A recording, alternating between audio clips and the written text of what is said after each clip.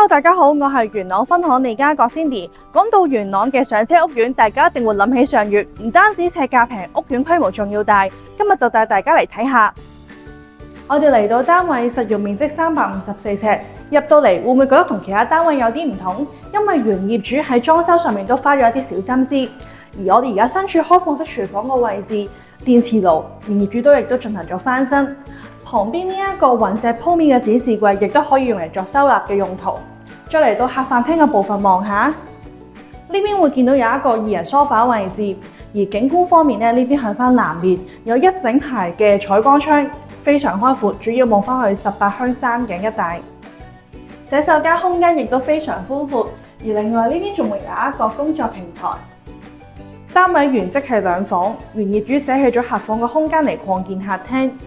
主人房方面，全部都做咗地台床作為收納。